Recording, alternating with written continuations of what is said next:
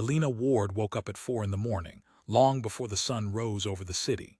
Her small apartment was cold, and the heater made a strange clicking sound that never seemed to fix itself. She lay in bed for a moment, staring at the ceiling, thinking about the long day ahead of her. Tonight was the big gala, the biggest event of the year for Sterling Hall, the grand building where the richest people in the city gathered to raise money for charity. Alina did not belong to that world. She was not a guest. She was staff. She cleaned dishes, carried trays, and wiped tables until her arms ached. But the pay was good, better than her usual jobs, and she needed every dollar she could get. She got out of bed slowly, careful not to wake her younger brother, Sam, who was sleeping on the small couch in the living room. Sam was only 16, still in school, and Alina had promised their father before he passed away that she would take care of him no matter what happened. That promise was the reason she worked 3 jobs. That promise was the reason she barely slept. She looked at Sam for a moment, his face peaceful in sleep, and felt a small smile form on her lips despite her tiredness. In the bathroom, she splashed cold water on her face and looked at herself in the mirror. Dark circles sat under her eyes. Her hair was tied back in a simple bun, the same way she always wore it for work. She was 24 years old, but sometimes she felt much older, as if the weight of her responsibilities had aged her faster than her actual years. She touched the small pendant that hung around her neck, an old brass watch charm that no longer worked but still meant everything to her. It had belonged to her father, Thomas Ward, who died 2 years ago from a heart problem that the doctors said they could have caught earlier if only they had the money for regular checkups. She never took the pendant off. It was the last piece of him she had left, besides the memories and a few old photographs. Her father had been a quiet man, not rich, not famous, but kind in a way that people remembered. He worked as a dock worker for many years, then later as a night janitor at the city hospital when his back could no longer handle heavy lifting. He never talked much about his past, especially not about the years before Alina was born, when he traveled from city to city trying to find steady work. There were stories he never finished telling, moments he mentioned only once and never brought up again. Alina used to ask him about those years, but he would just smile and say, "Some stories are better left where they happened, sweetheart. What matters is now." She never understood what he meant, and now that he was gone, she would never get the chance to ask him again. She got dressed in her work uniform, black pants and a white shirt, plain and simple, the same uniform every worker at the catering company wore. She grabbed a piece of toast from the kitchen counter, ate it quickly, and left a note for Sam telling him there was food in the fridge and that she would be home late. Then she stepped out into the cold morning air and walked to the bus stop, her breath forming small clouds in front of her face. The city was just waking up as she rode the bus across town. She watched the buildings pass by, tall and shining, filled with people who lived lives so different from her own. She thought about her father again, wondering what he would think if he could see her now, working so hard just to keep their small family together. She believed he would be proud of her, even if she sometimes felt like she was barely holding everything together. By the time she arrived at Sterling Hall, the sun had risen fully, and the building looked even more impressive in the daylight. It was a massive structure made of white stone and glass, with tall columns at the entrance and a fountain in front that sprayed water into elegant patterns. Alina had worked here before, for smaller events, but tonight was different. Tonight was the annual Sterling Foundation Charity Gala, the most important night of the year for the city's wealthiest families. Hundreds of guests would attend, including business leaders, politicians, and celebrities. And at the center of it all would be Nathaniel Cross, the owner of Sterling Hall and the head of the Sterling Foundation, a man whose name appeared in newspapers almost every week. Alina had heard many things about Nathaniel Cross over the years. Some people said he was cold and distant, focused only on his business empire. Others said he was one of the most generous men in the city, quietly funding hospitals, schools, and shelters without ever seeking credit for it. She did not know which version of him was true. She had never met him, and she doubted she ever would. Men like Nathaniel Cross did not notice women like her. To him, she would be invisible, just another worker moving through the background of his glamorous world. She entered through the staff entrance at the back of the building, where a large group of workers was already gathering. The head chef, a stern woman named Marta, was shouting instructions about the menu for the evening. Waiters were practicing how to carry trays without spilling anything. Alina found her supervisor, a tired-looking man named Roy, who handed her a list of duties for the night. She would be working in the dining hall, clearing plates and refilling water glasses, moving quietly among the tables while the guests enjoyed their evening. The hours passed slowly as the staff prepared the hall. Alina helped set up tables, folding napkins into elegant shapes, placing silverware exactly where it needed to go. She admired the beauty of the room even though she knew she would never sit at one of these tables as a guest. Crystal chandeliers hung from the ceiling, sparkling under soft golden light. Long white tablecloths covered round tables, each one decorated with fresh flowers and tall candles. It was a different world, one that felt like a fairy tale compared to her small apartment and her daily struggles. As evening approached, Alina changed into her formal work outfit, a black dress with a white apron, the standard uniform for serving staff at events like this. She looked at herself in the small mirror in the staff bathroom and took a deep breath. She reminded herself why she was here. Not for glamour, not for recognition, but for Sam, for their future, for the promise she made to her father. The guests began arriving around 7 in the evening. Alina watched from the side of the hall as expensive cars pulled up outside, and men and women in elegant clothing walked through the grand entrance. Diamonds sparkled on necks and wrists. Perfectly tailored suits moved with quiet confidence. Laughter and conversation filled the air as the guests greeted each other, air-kissing cheeks and shaking hands, playing the social games of the wealthy. Alina stayed busy, refilling water glasses and clearing small plates from the appetizer course. She moved carefully, trying to stay invisible, trying not to draw attention to herself. This was how she had learned to survive in this world of catering and cleaning. The best workers were the ones nobody noticed. Then, around 8 o'clock, the room grew quieter for a moment. Alina looked up from the table she was clearing and saw him. Nathaniel Cross walked into the hall, tall and composed, dressed in a dark suit that fit him perfectly. He was younger than she expected, perhaps in his late 30s, with dark hair and a serious expression that seemed permanently etched onto his face. He moved through the crowd with practiced ease, shaking hands, exchanging polite words, but there was something distant in his eyes, as if his mind was somewhere else entirely. Alina watched him for only a second before returning to her work. It was foolish to stare, she told herself. He was not someone she would ever speak to. He belonged to a different universe, one filled with money and power, while she belonged to the kitchen and the back hallways where the workers moved unseen. She picked up a stack of dirty plates and carried them toward the kitchen, careful not to make a sound. The evening continued with speeches about the foundation's charitable work, about hospitals built and schools funded, about children given scholarships they never could have afforded otherwise. Alina listened as she worked, feeling a strange mixture of admiration and distance. The foundation had done so much good, yet she had never benefited from any of it. Her father had died in a hospital that received funding from foundations just like this one, yet somehow it was never enough to save him in time. As the main course was served, Alina found herself assigned to the head table, the table closest to the stage where Nathaniel Cross sat with the foundation's board members and a few of the city's most important guests.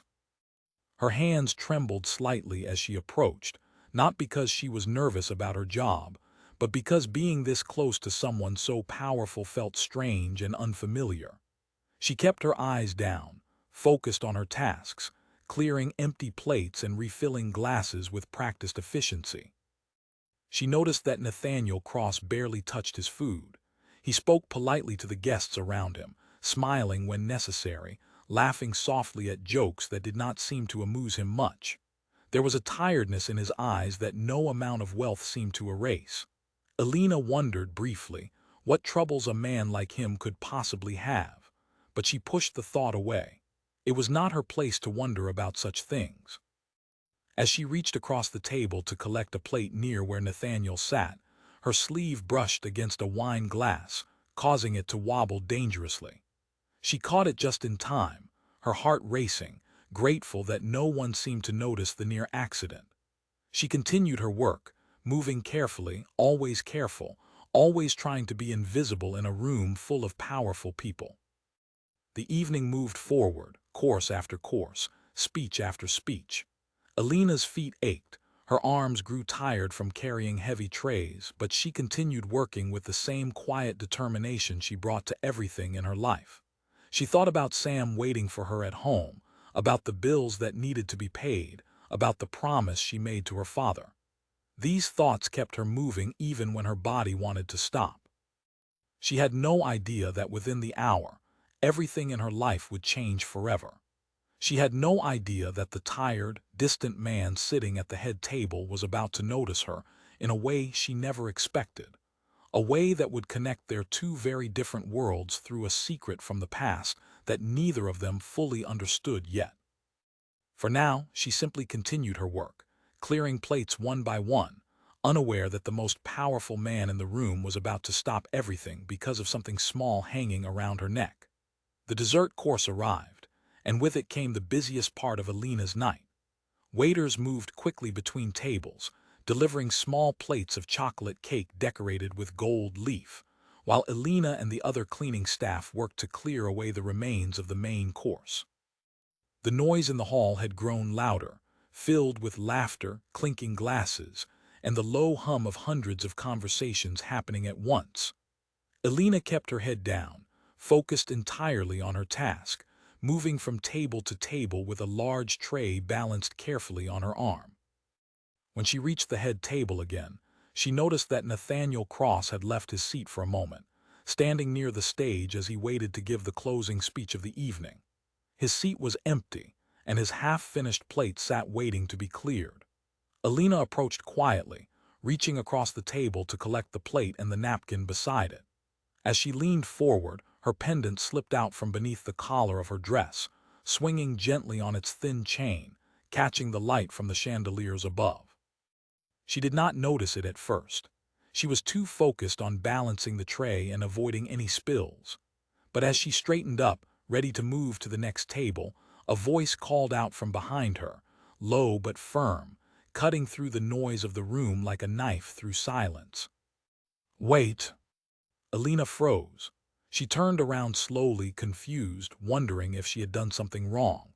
Nathaniel Cross was standing there, closer than she expected, his eyes fixed not on her face but on the pendant hanging around her neck. His expression had changed completely from the polite, tired mask he wore throughout the evening. Now his face showed something raw, something that looked almost like shock or perhaps disbelief.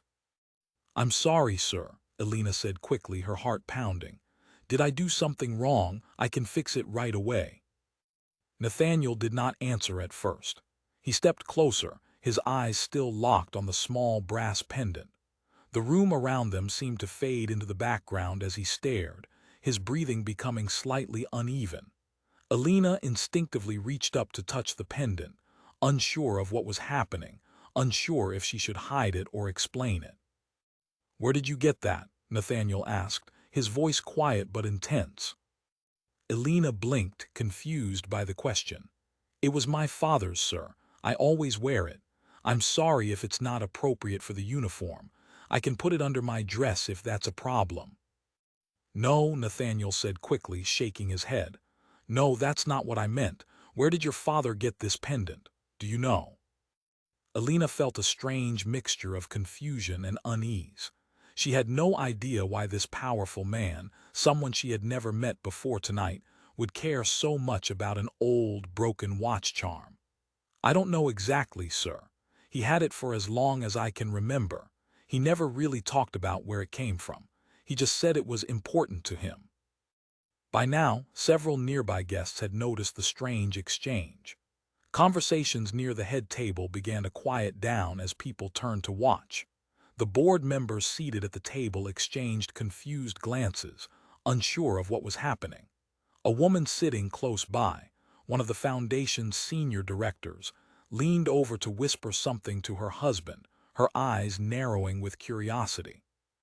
Nathaniel seemed to notice the growing attention, but he did not step back. Instead, he reached out, very slowly and carefully, as if asking permission, and gently touched the edge of the pendant without taking it from her neck. Alina stood completely still, unsure of what to do, her tray still balanced awkwardly on her arm. "There's an engraving on the back," Nathaniel said softly, almost to himself. Small letters, TW, and underneath 3 words, "Never stop swimming. Am I right?" Alina's breath caught in her throat. Her hands trembled slightly, causing a small clink of dishes on her tray. "Yes," she whispered. "How did you know that?" The hall had grown even quieter now. Word was spreading through the tables like a wave, guests turning in their seats, whispering to each other, wondering what was happening at the head table. Alina felt hundreds of eyes on her, and for the first time all night she did not feel invisible.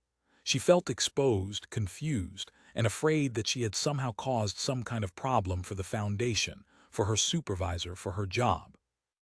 Nathaniel took a step back, running a hand through his hair, his composure slipping for just a moment before he regained control. He turned to look at the stage, where a microphone stood waiting for his closing speech, then looked back at Alina, his expression filled with something that looked like disbelief mixed with hope. "What is your name?" he asked. "Alina," she answered quietly. "Alina Ward."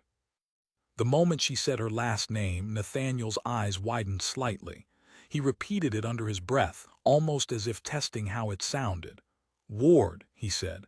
"Thomas Ward." Alina felt her stomach drop. "That was my father's name," she said slowly. "He passed away 2 years ago. How do you know his name?" The room had gone almost completely silent now, except for the soft sound of orchestral music still playing from the small band near the stage. Guests at nearby tables had stopped eating entirely, watching the scene unfold with growing curiosity. Roy, Alina's supervisor, appeared at the edge of the crowd, looking worried, unsure whether he should step in or stay back. Nathaniel took a deep breath, and for a moment he looked less like the powerful businessman everyone in the room admired, and more like a young man carrying an old, heavy secret. He turned toward the crowd, raising his voice slightly so that everyone nearby could hear him clearly. 15 years ago, he began, before any of you knew my name, before Sterling Hall existed, before any of this, he gestured around the grand room. I was 19 years old and I was drowning. Not just in trouble, but literally drowning in the river near the old docks on the east side of the city. A murmur spread through the crowd. Alina stood frozen, still holding her tray, unable to move, unable to speak. I had run away from a bad situation at home, Nathaniel continued. I had no money, no family I could turn to, and I made a foolish decision to cross the river using an old rope bridge that had been closed for years. The bridge collapsed under my weight and I fell into the water. The current was strong that night. I could not swim well enough to fight it. I remember thinking that was the end of my life. He paused, his eyes glassy with emotion he was clearly trying to control. A man pulled me out, a dock worker who was walking home late from his shift. He jumped into that freezing water without a second thought and dragged me to the shore. He gave me his coat, walked me to the nearest shelter, and even gave me the little money he had in his pocket that night, telling me to find something to eat and figure out my next step. He told me something I never forgot. He said, "Life is long, and the water only wins if you stop swimming." Then he gave me an old brass pendant, the one his own father had given him, and told me to keep it as a reminder to never give up. Alina felt tears forming in her eyes, though she did not fully understand why yet. She had heard fragments of this kind of story before, but she never imagined it could be connected to the man standing in front of her. I tried to find him again, Nathaniel said, his voice growing thicker with emotion. I went back to the docks many times over the following years once I had enough money to start looking properly. I hired people to search for him. I never knew his full name. He never told me. He just said, 'Call me Tom,' and disappeared into the night before I could ask more questions. I always hoped I would find him one day and repay him for saving my life. I built this entire foundation partly because of him, because of what he taught me that night. And I never thought," Nathaniel said, looking directly at Alina now, "that I would find him through his daughter, standing right here in this room, wearing the very pendant he gave me." The hall was completely silent now. Even the orchestra had stopped playing, the musicians sensing the weight of the moment unfolding before them. Alina's hands shook as she finally set her tray down on the nearest table, no longer able to hold it steady. Tears streamed down her face as she processed everything Nathaniel had just said. "That pendant," she whispered, "it was his. He always wore it. He gave it to me before he passed away. He told me it brought him luck, that it reminded him of the most important night of his life when he did something that mattered. He never told me what that night was. He never told me your name." Nathaniel stepped closer, his own eyes filled with tears now, something none of the guests in that room had ever seen from him before. "He saved my life," Nathaniel said softly, "and I never got the chance to thank him properly. I never got to tell him what he meant to me, how his words carried me through every difficult moment after that night, every failure, every fear, every hard decision I had to make while building everything you see around you tonight." Alina could barely speak through her tears. "He would have been so happy to know," she managed to say. "He always said helping people was more important than anything else. He never wanted anything in return." The guests around them watched in stunned silence, many of them moved to tears themselves, witnessing something far more real and powerful than any charity speech could ever be. Roy stood at the edge of the crowd, unsure what to do, watching his employee become the center of the most important moment of the entire gala. Nathaniel turned to face the crowd fully now, his voice steady despite the emotion still visible on his face. "Ladies and gentlemen," he said, "I apologize for interrupting the evening this way, but I think you can understand why I could not simply continue as if nothing happened. The man who saved my life 15 years ago, the man whose words shaped everything I have built since then, was Alina's father. And I intend to make sure that his kindness is repaid in every way possible, starting tonight." The room erupted into a mixture of gasps, whispers, and scattered applause, though Alina barely heard any of it. She stood there, overwhelmed, trying to understand how an ordinary night of clearing plates had turned into the most extraordinary moment of her life. She looked at Nathaniel, at the sincerity in his eyes, and for the first time since her father's passing, she felt as though a piece of him was still alive, still making a difference in the world, even from beyond the grave. Neither of them knew yet just how much this moment would change everything that came next. The gala hall remained in a strange, charged silence for several long seconds after Nathaniel's announcement. Then, slowly, the room filled with the sound of quiet conversation as guests turned to each other, whispering about what they had just witnessed. Some clapped softly, moved by the emotion of the moment. Others simply stared, trying to make sense of how a serving woman clearing plates had suddenly become the daughter of the man who saved Nathaniel Cross's life. Alina stood frozen near the head table, her tray forgotten on the tablecloth beside her, tears still drying on her cheeks. She felt Roy's hand gently touch her shoulder from behind, his voice low and concerned. "Alina, are you all right? Do you need to step outside for a moment?" She turned to look at him, still trying to process everything. "I don't know what just happened," she whispered. "I don't understand any of this." Nathaniel, sensing her distress, stepped forward and spoke gently, his voice much softer now than the commanding tone he used when addressing the crowd. "I'm sorry," he said. "I know this must be overwhelming. I did not plan for this to happen this way. I only meant to look at the pendant more closely, but once I saw the engraving, I could not stay silent." "It's all right," Alina said, though her voice trembled slightly. I never expected any of this. My father never told me the full story. He mentioned an accident once briefly when I was a teenager, but he changed the subject before I could ask more. Nathaniel nodded slowly. That sounds like him. He seemed like the kind of man who did not want credit for what he did. He treated it as something ordinary, something anyone would do, even though it was the bravest thing anyone has ever done for me. Around them, the gala continued in a strange, altered state. Waiters still moved between tables, though many guests had stopped eating entirely, too caught up in watching the unfolding scene at the head table. The Foundation's board members exchanged uncertain glances, unsure how to react to their usually composed and private leader revealing such a personal story in front of hundreds of witnesses, including several journalists who had been invited to cover the charity event.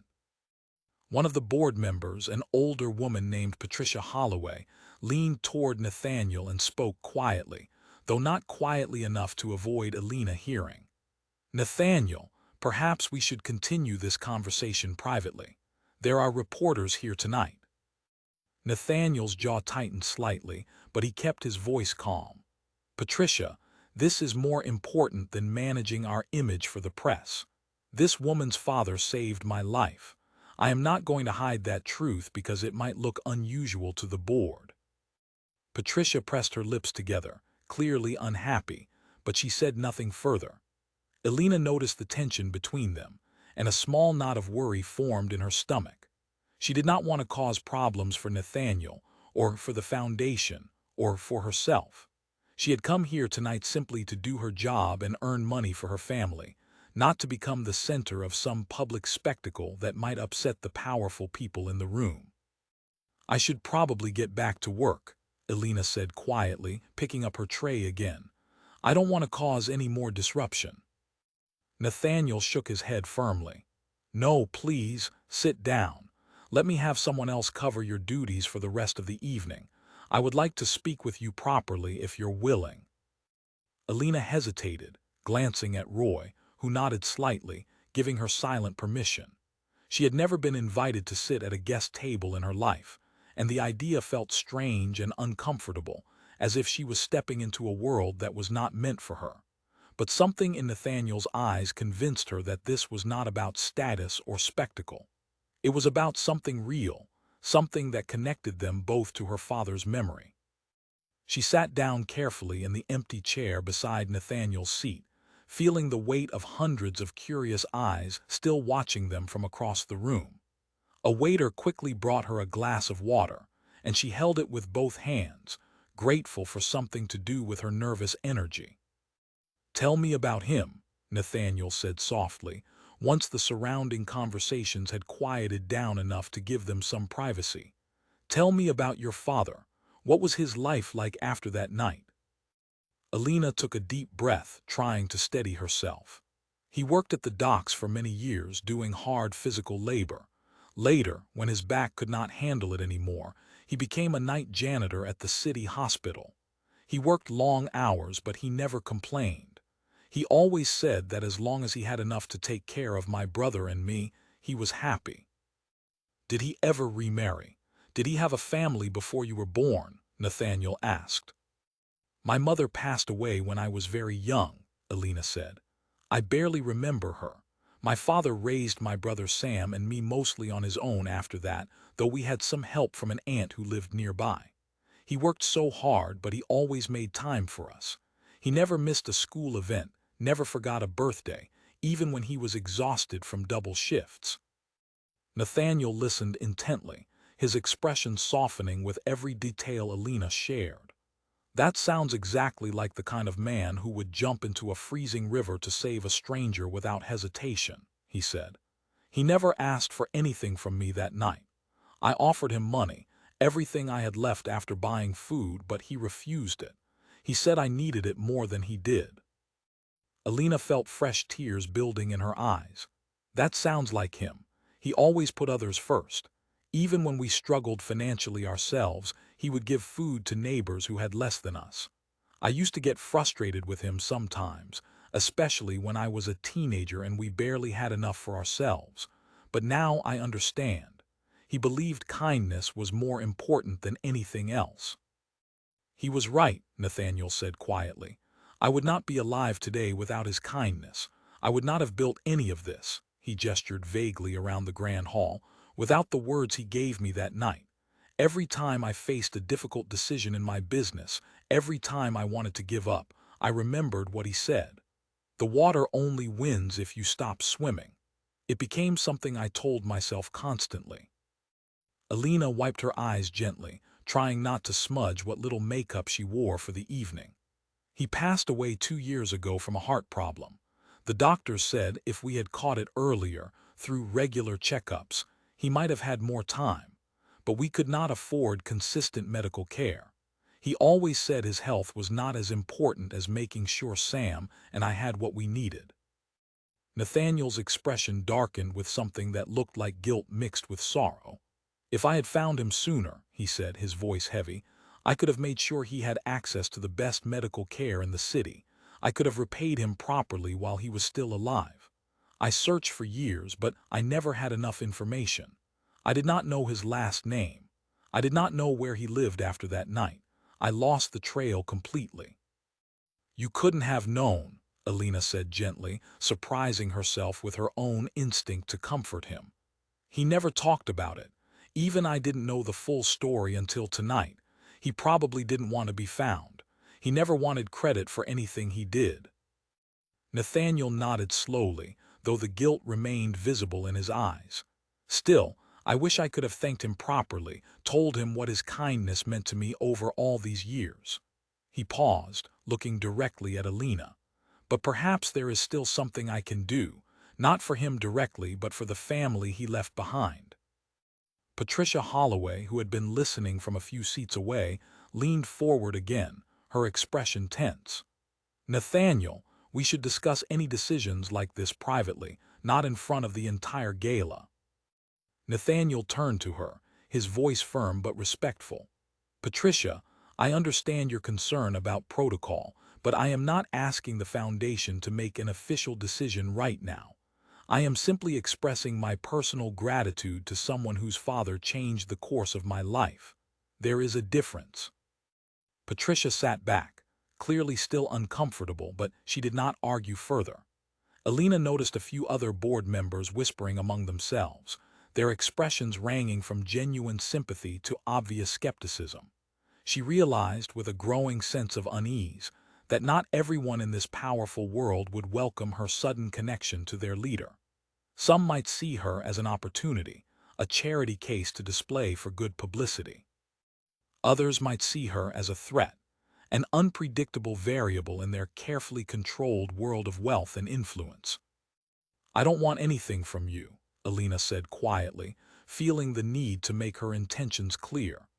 I didn't come here tonight expecting anything like this. I just came to do my job. My father would never have wanted us to ask for favors because of what he did that night. Nathaniel looked at her with a mixture of respect and something else, something that looked almost like admiration. I believe you, he said, and that makes this even more important to me. This is not about charity or favors. This is about honoring a debt I have carried for 15 years, a debt I thought I would never have the chance to repay. The orchestra began playing softly again, and the gala slowly returned to something resembling normalcy, though whispers about the head table continued throughout the room. Alina glanced toward the kitchen entrance, where she could see Roy and several other staff members watching the scene with wide eyes, clearly unsure what this meant for her job, for the rest of the evening, for everything that would come next. Nathaniel noticed her glance and seemed to understand her worry. Don't worry about your job, he said gently. I will make sure there are no consequences for you tonight, regardless of what happens next. You have done nothing wrong. If anything, you have given me something I have searched for 15 years. Alina managed a small, uncertain smile. Thank you, she said. This is all so much to take in. This morning, I woke up worried about paying rent and buying groceries. Now I'm sitting at a gala table with the most powerful man in the city, hearing a story I never knew about my own father. Life has a strange way of connecting things, Nathaniel said softly. I never imagined that tonight, of all nights, I would finally learn what happened to the man who saved my life. And I certainly never imagined I would find his daughter working right here in this very hall. As the evening continued, Alina felt the weight of dozens of curious stares, some warm and sympathetic, others cold and calculating. She did not yet know how deeply this night would change her life, how many decisions still needed to be made, or how many people within Nathaniel's world would resist the idea of an ordinary serving woman suddenly becoming connected to their carefully guarded circle. But for the first time since her father's death, she felt a strange sense of comfort, knowing that his kindness, given freely on a cold night 15 years ago, had somehow found its way back to her when she needed it most. The gala ended later that night, though for Alina, the final hour passed in a blur. She remembered Nathaniel walking her to the staff exit personally, ignoring the surprised looks from guests and staff alike. He asked for her phone number, promising to call her the next day to discuss things properly, once the noise and excitement of the evening had settled. Alina gave it to him, still feeling as though she was living inside someone else's story rather than her own life. When she finally arrived home near midnight, Sam was still awake, sitting on the couch with his textbooks spread out in front of him, though he had clearly stopped studying and started watching television instead. He looked up as she walked through the door, his eyes widening at the expression on her face. "Alina, what happened? You look like you saw a ghost," he said, sitting up straight. She sat down beside him, still wearing her work uniform, and told him everything. She explained the pendant, the engraving, Nathaniel's story about the river, about their father saving his life 15 years ago. Sam listened with his mouth open, occasionally shaking his head in disbelief. "Dad never told us any of this," Sam said quietly when she finished. "All those years, and he never said a word." "I know," Alina said, touching the pendant around her neck gently. "I think he wanted to leave that part of his life behind. He probably never expected it to come back like this." "Do you think Nathaniel Cross is really going to help us?" Sam asked, his voice cautious but hopeful. "I mean, he's one of the richest men in the entire city. What if he forgets about tonight by tomorrow morning?" Alina considered the question carefully. "I don't know," she admitted. "But something in his eyes tonight looked real, Sam. He wasn't performing for the cameras or the guests. He looked like a man who had been carrying something heavy for a very long time and finally found a way to put it down." That night, Alina barely slept, her mind replaying the events of the gala over and over. She thought about her father, wondering what other secrets he might have kept from her, wondering why he never mentioned the young man he pulled from the river all those years ago. She wished she could ask him now, wished she could tell him what his kindness had grown into, how it had shaped an entire foundation that helped thousands of people across the city. The next morning, her phone rang while she was making breakfast for Sam before he left for school. She answered nervously, her heart pounding when she heard Nathaniel's voice on the other end. "Alina, I hope I'm not calling too early," he said. "I wanted to speak with you properly, away from the noise of last night." "It's fine," she said, glancing at Sam, who was watching her with wide, curious eyes. "I was wondering if you would actually call." "I meant every word I said last night," Nathaniel replied. "I would like to meet with you today if you're available. There are things I would like to discuss, about your father, about your family, about how I can properly honor what he did for me." Alina hesitated for a moment before agreeing. They arranged to meet that afternoon at a quiet cafe near the Sterling Foundation offices, somewhere private, away from the public eye. When she arrived, she found Nathaniel already sitting at a corner table, dressed casually in a simple sweater rather than the formal suit he wore the night before. He looked different without the polished gala appearance, more human, more approachable. "Thank you for coming," he said, standing briefly as she sat down across from him. "I know this must all feel very strange and sudden." "It does," Alina admitted. "I've been thinking about it all night. I still can't quite believe any of this is real." Nathaniel nodded understandingly. I've been thinking as well. I spent most of last night going through old records from that time, trying to remember every detail I could about your father. I want to do something meaningful, not just a simple gift or a one-time gesture, but something that truly honors what he did and what he stood for. What do you have in mind? Elena asked cautiously. Nathaniel leaned forward slightly. I would like to establish a scholarship fund in your father's name, specifically for young people who cannot afford higher education, particularly those working difficult jobs to support their families, much like your father did throughout his life. I would also like to cover any outstanding medical expenses your family might still owe, and set up a proper fund to help support you and your brother's education and future. Elena felt overwhelmed by the generosity of the offer, but a part of her still hesitated. Nathaniel, I appreciate this more than you know, but I don't want people to think I only spoke to you last night because I wanted something from you. My father would be disappointed if he thought his kindness was being used for financial gain. I understand that concern, Nathaniel said gently, but this is not about using anything. This is about me finally being able to repay a debt that has weighed on me for 15 years. Your father's actions changed the entire course of my life. Without him, none of this, he gestured vaguely, referring to his business empire and the foundation, would exist. It feels wrong to walk away now, knowing his children are struggling when I have more than enough resources to help. Elena remained quiet for a moment, considering his words carefully. Can I think about it? She finally asked. This is a big decision, and I want to make sure I'm doing what's right for my family, not just what feels good in the moment. Of course, Nathaniel said, take all the time you need. Over the following days, however, things became more complicated than either of them expected. News of the incident at the gala had spread quickly, first through whispers among the city's wealthy social circles, then through actual news articles, as journalists who had witnessed the event began publishing stories about the mysterious connection between Nathaniel Cross and a serving woman named Elena Ward. Some articles were respectful, focusing on the emotional story of gratitude and connection.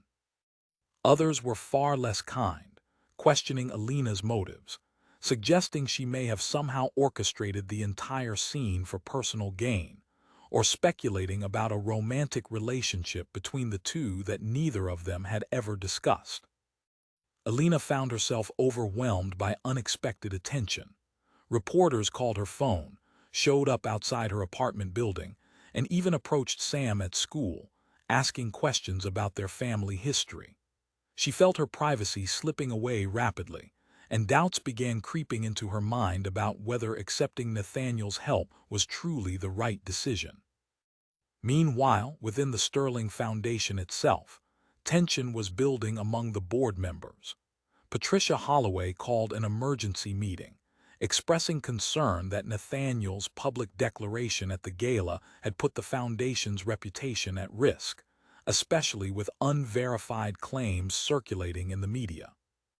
Nathaniel, I understand this is personal for you, Patricia said during the tense meeting, but you cannot simply announce something like this in front of hundreds of guests and reporters without proper verification. What if this woman is not who she claims to be? What if this entire situation was staged by someone looking to take advantage of your emotional vulnerability? Nathaniel's expression hardened. I recognized the pendant myself, Patricia. I recognized the engraving. There is no possible way she could have known those details unless her father truly was the man who saved my life. This is not a scam. This is real. Another board member, a younger man named David Chen, spoke up cautiously. Even if it is real, Nathaniel, we need to think about how this affects the foundation's image. Large financial gifts to private individuals, especially ones connected to a personal and emotional story like this, could create complications with our donors, our tax structure, and our overall mission. Nathaniel felt his frustration growing, though he tried to remain composed. This foundation exists because of what happened to me 15 years ago. Every decision I have made since that night has been shaped by the words that man gave me. If we cannot use even a small portion of our resources to properly honor him and support his children, then I question what exactly this foundation stands for. The meeting ended without full agreement, leaving Nathaniel frustrated and Alina increasingly anxious about the growing complications surrounding what should have been, in her mind, a simple and heartfelt gesture of gratitude. She began to wonder if accepting any help from Nathaniel would create more problems than it solved, dragging her and Sam into a world of public scrutiny and internal politics that neither of them had ever asked to be part of. One evening, as she sat with Sam discussing the situation, her brother voiced a concern that had been building in her own mind as well. "Alina, what if this makes things worse for us? What if people keep bothering us, keep writing bad things about us, just because Nathaniel wants to help? Maybe it's not worth all this trouble." Alina sighed, rubbing her temples tiredly. "I don't know, Sam. Dad always avoided attention. Maybe this is exactly the kind of situation he wanted to protect us from by never telling us his story in the first place." That night, Alina called Nathaniel, her voice heavy with exhaustion and doubt. "I think we need to slow down," she said. "The attention, the reporters, the tension with your board. I don't want to cause problems in your life or mine. Maybe accepting your help isn't the right choice." There was a long pause on the other end of the line before Nathaniel finally spoke, his voice quiet but resolute. "Alina, please don't let other people's reactions take away something that is truly meant to honor your father's memory. Give me a chance to handle this properly, both with the board and with the media. Your father did not save my life to create more suffering for his children. Let me find a way to make this right, without the complications, without the noise. Please, just give me a little more time." Alina hesitated, staring at the pendant resting against her chest, thinking about her father's quiet strength, his refusal to accept anything for his bravery all those years ago. She thought about what he might say if he could see the situation unfolding now, the confusion, the doubt, the growing pressure from all directions. "All right," she finally said softly. "A little more time. But if this keeps causing this much trouble, I need you to understand that my family's peace matters more to me than any amount of money or recognition." "I understand completely," Nathaniel replied, relief evident in his voice. "Thank you for trusting me a little longer." As Alina hung up the phone, she felt the weight of uncertainty pressing down on her shoulders, unsure of what the coming days would bring.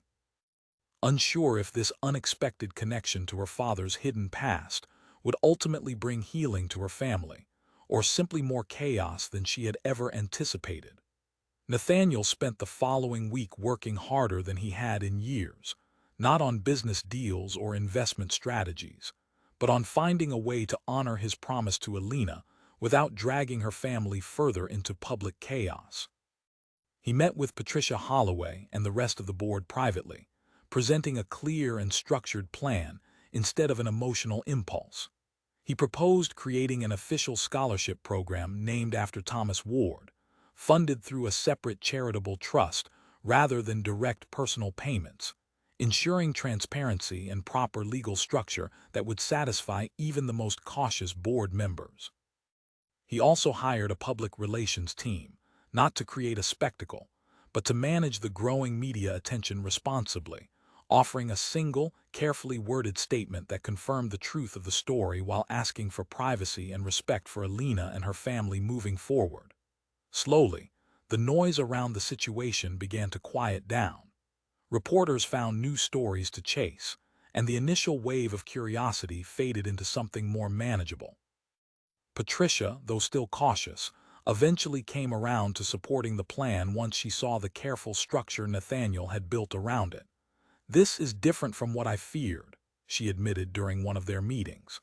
"This looks like something that could genuinely strengthen the foundation's reputation, rather than harm it. A story of loyalty repaid, handled with dignity." David Chen, too, seemed satisfied once he reviewed the legal and financial details. "As long as everything remains transparent and properly documented, I don't see why this couldn't become one of our most meaningful programs."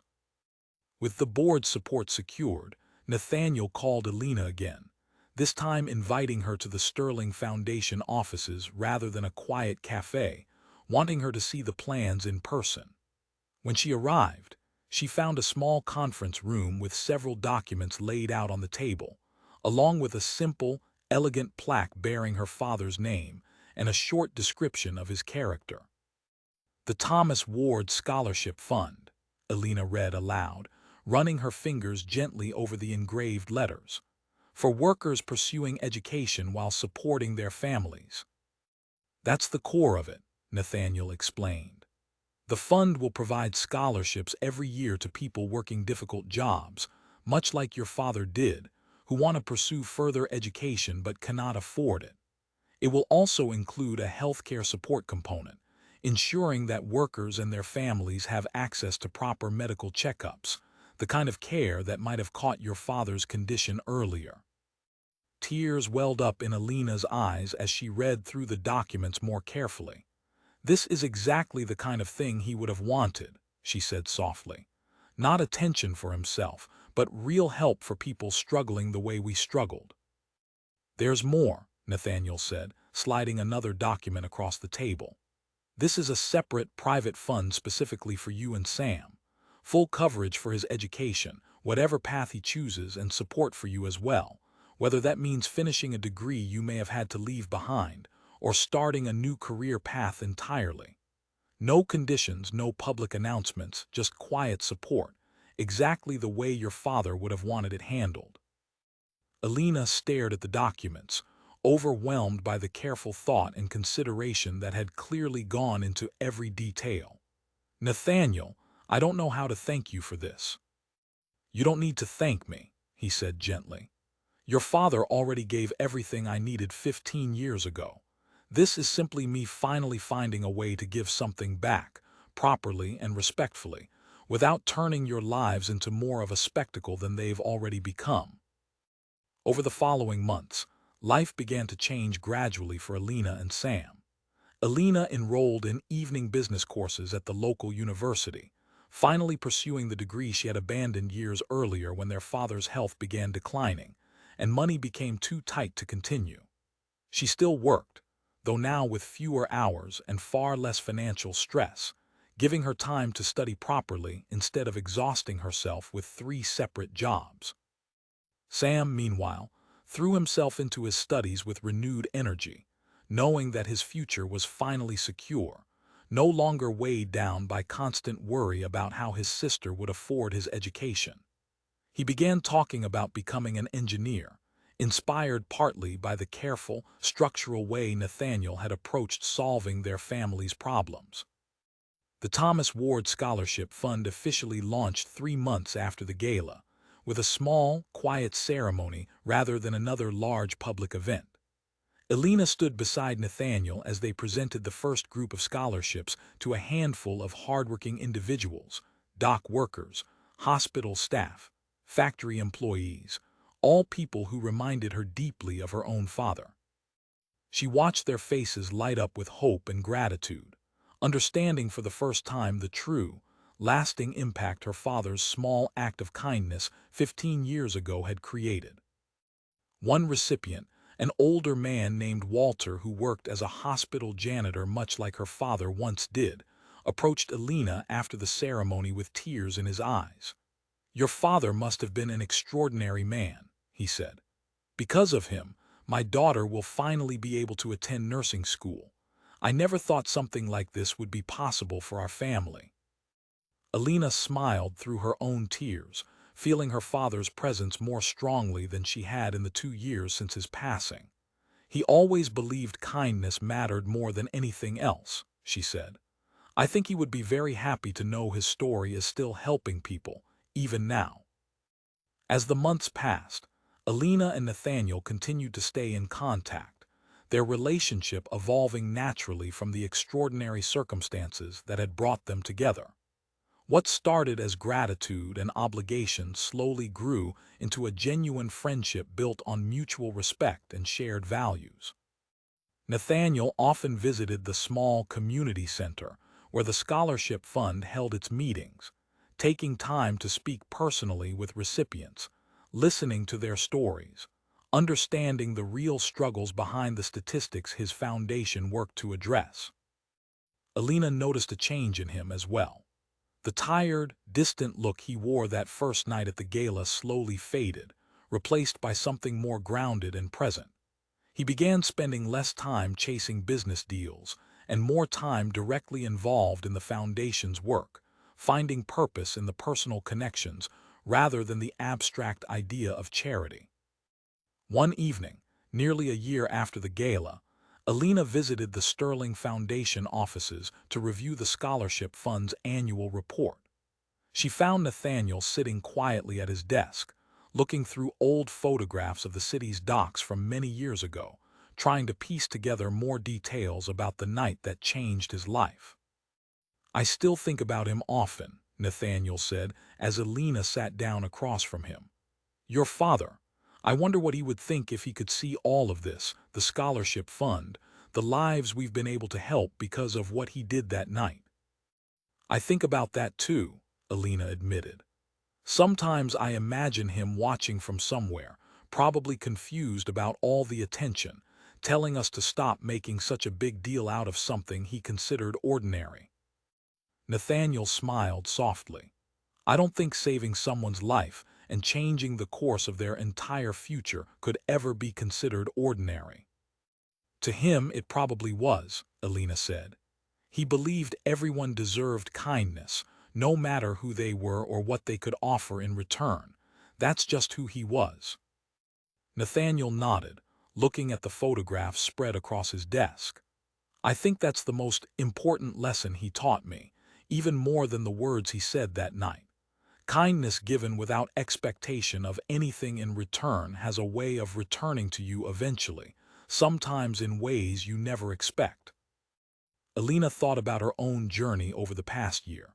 From exhausted worker clearing plates at a gala she never expected to attend, to someone finally pursuing her education, watching her brother thrive without constant financial fear, and helping other struggling families find similar opportunities through the scholarship fund named after her father. She realized that Nathaniel was right. Her father's kindness, given freely on a cold night 15 years ago to a stranger drowning in a river, had somehow found its way back to their family exactly when they needed it most. As she prepared to leave the office that evening, Alina paused at the door, looking back at Nathaniel, who was still studying the old photographs with quiet reflection. "Thank you," she said simply, "for remembering him, for making sure his kindness continues to matter even now."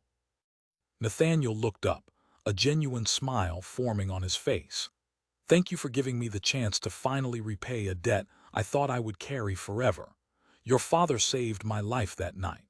In many ways, meeting you and being able to honor his memory properly has helped me feel like I've finally paid back at least a small part of what I owed him." Alina smiled and stepped out into the cool evening air, walking toward the bus stop just as she had every day before that unforgettable gala night, except now her steps felt lighter, filled with hope instead of exhaustion. She touched the pendant resting against her chest, feeling closer to her father than she had in years, knowing that his simple, quiet kindness had created ripples of change reaching far beyond anything he could have imagined that cold night by the river. The city lights glowed softly around her as she walked, and for the first time in a long while, Alina felt genuinely at peace, understanding that even small acts of kindness, given without any expectation of reward, could create powerful changes that lasted long after the moment itself had passed, echoing forward through years and generations, touching lives that the original giver would never even know existed.